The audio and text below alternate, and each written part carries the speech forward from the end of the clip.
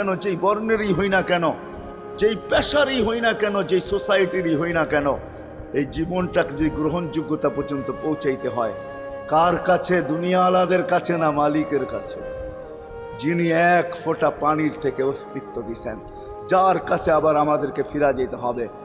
পালানের কোনো সুযোগ নাই। এই জন্যই কোরআন আমাদেরকে বোঝায় আইনাল মাফার। আল্লাহ বলতেছে, কোথায় ভাগবে তুমি বলো, কোথায় ভাগবে?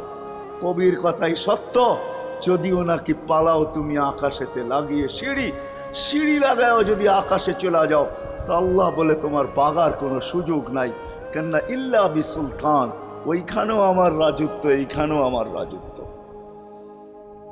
ডাইনো আমার রাজত্ব, বামে আগে পিছে উপরে নিচে সর্বত্র আমার রাজত্ব। আমার রাজত্বের বাহিরে যাওয়ার ক্ষমতা তোমাদের নাই।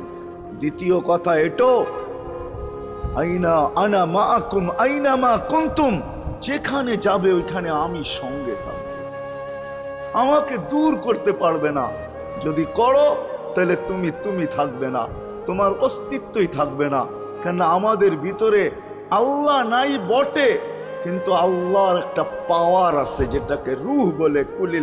কুলির রূহ মিন আমরি রব্বি, আল্লাহর একটা পাওয়ার, একটা সিফত, সবচেয়ে শক্তিশালী পাওয়ার যেটা, ওইটা আমাদের ভিতরে আল্লাহ ঢুকায় রাখছেন, যেটাকে আমরা রূহ বলি।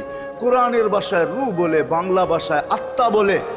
যেটাকে আমরা আত্মা বলি ওটা আল্লাহর হুকুম ছাড়া কিছু না। আল্লাহ বলে ওটা মনে করে নাও আমি তোমার ভিতরে আছি, কেন এটা আমারই জিনিস। কুলির রূহ মিন আমরি রব্বি, আমাকে পৃথক করলে আর তুমি থাকবে না। তখন তোমার চক্ষু থাকবে আইন লা তানজুর, তোমার চক্ষু থাকবে দেখবে না। উদুন লা তাসমা, কান থাকবে শুনবে না। লিসান লা তান্ত্রিক, জবান থাকবে কিন্তু জিহ্বা থাকবে কিন্তু বলবে না। আকলুন লা তুমাইয়িজ, তোমার মগজ থাকবে ভালো মন্দ বুঝবে না। কলব লা তাতাফাক্কার, দিল থাকবে কিন্তু চিন্তা করার ক্ষমতা তোমার থাকবে না। ইয়াত লা তাফতিশ, হাত থাকবে ধরবে না। রিজল লা তামশি, পাও থাকবে চলবে না। তুমি হবে লাশ। লাশ। ওই আল্লাহ পর্যন্ত যদি গ্রহণযোগ্যতায় পৌঁছাইতে হয়, ওইখান থেকে বাহির হয়ে গেছি। ভালো তো বাসি, কিন্তু আগেরটুকু জানি না। ও মেরে দোস্ত, শুধু ভালোবাসলে চলবে না। আবু তালেবের চেয়ে বড় ভালোবাসা আপনার আমার ছিল না, ছিল না। সাহাবাদের মতো ভালোবাসা আপনার আর আমার নাই।